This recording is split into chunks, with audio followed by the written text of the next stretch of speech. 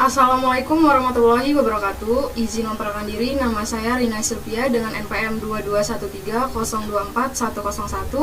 Pendidikan Biologi angkatan 2022 dengan kelas C. Di sini saya akan mempresentasikan mengenai retikulum endoplasma.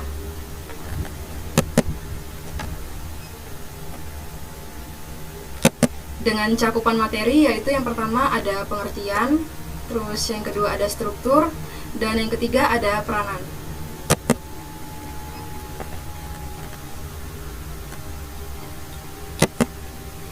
Sistem endomembran. Sistem endomembran adalah himpunan membran yang membentuk unit fungsional dan perkembangan tunggal, baik yang terhubung bersama-sama secara langsung atau bertukar materi melalui transportasi vesikel.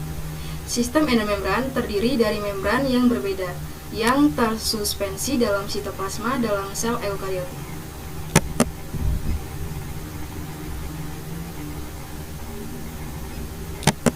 Adapun struktur retikulum endoplasma yaitu retikulum endoplasma atau RE adalah jaringan membran yang meliputi sel eukariotik yang terbagi menjadi dua jenis, yaitu yang pertama ada retikulum endoplasma kasar dan retikulum endoplasma halus. Retikulum endoplasma ini memiliki ribosom yang menempel pada permukaan membrannya dan terlibat dalam sintesis protein. Pada ribosom, pada retikulum endoplasma kasar akan menghasilkan protein yang akan dilewatkan ke dalam lumen retikulum endoplasma untuk diubah dan diangkut ke lokasi mereka yang sesuai di sel. Retikulum endoplasma halus tidak memiliki ribosom dan berfungsi dalam metabolisme lipid dan detoksifikasi. Juga terlibat dalam penyimpanan kalsium dan mengatur kadar kalsium di dalam sel. Kedua jenis retikulum endoplasma ini saling berhubungan dan membentuk sistem yang terintegrasi yang memungkinkan bahan untuk bergerak di antara mereka. Struktur RE ini sangat penting dalam menjaga keseimbangan sel dan memastikan fungsi seluler yang tepat.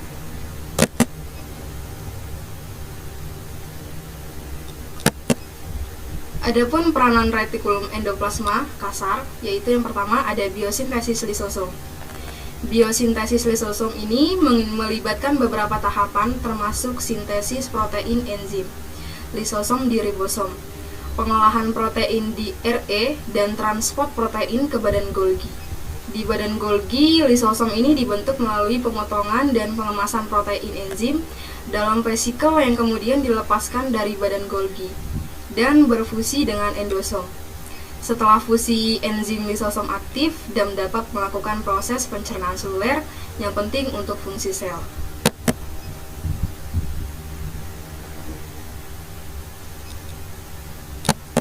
Lalu yang kedua ada biosintesis protein integral.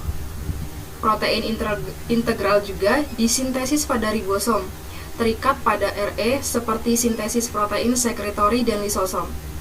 Rantai polipeptida masuk melalui translation seperti pada protein sekretori sekuen trans, membran hidrofobik masuk melalui saluran. Translate membuka lateral dan mengeluarkan bagian protein integral untuk masuk ke lapisan dua lapis lipid. Protein integral membran terbentuk.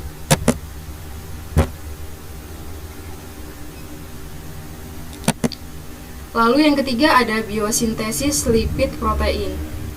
Biosintesis lipid ini adalah proses pembentukan dan sintesis lipid atau lemak dalam sel untuk membentuk membran sel. Lipid membran terdiri dari berbagai macam jenis lipid seperti fosfolipid, sphingolipid, dan kolesterol. Proses biosintesis ini melibatkan beberapa tahap termasuk pembentukan prekursor lipid, sintesis asam lemak, dan pembentukan lipid kompleks. Yang keempat, biosintesis glikoprotein. Biosintesis glikoprotein adalah proses pembentukan protein yang terikat dengan gula atau karbohidrat yang disebut glikosilasi. Proses biosintesis glikoprotein dimulai dengan sintesis protein di dalam ribosom.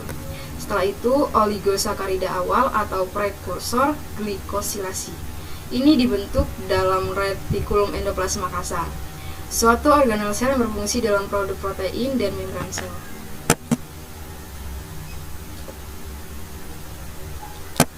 Selanjutnya yaitu peranan retikulum endoplasma halus. Yang pertama ada sintesis lipid. Retikulum endoplasma halus terlibat dalam sintesis berbagai jenis lipid seperti fosfolipid, sphingolipid, dan kolesterol. Lipid ini dibentuk dari prekursor lipid yang diambil dari makanan atau disintesis di dalam sel. Lipid-lipid tersebut kemudian dapat digunakan untuk membentuk membran sel, organel, dan berbagai struktur seluler lainnya.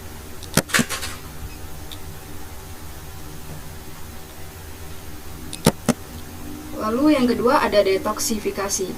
Pada RE halus berfungsi sebagai pusat detoksifikasi dalam sel. Ini dilakukan dengan menghilangkan toksin dan bahan kimia berbahaya dari dalam sel, termasuk obat-obatan dan racun.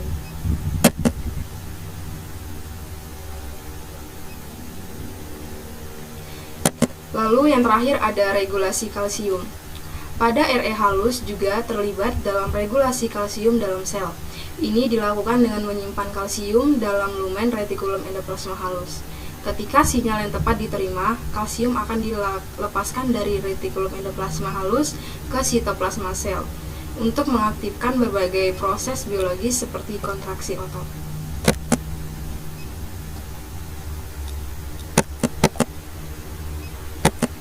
Demikian presentasi yang dapat saya sampaikan. Maaf jika ada salah kata dalam pengucapan atau perilaku.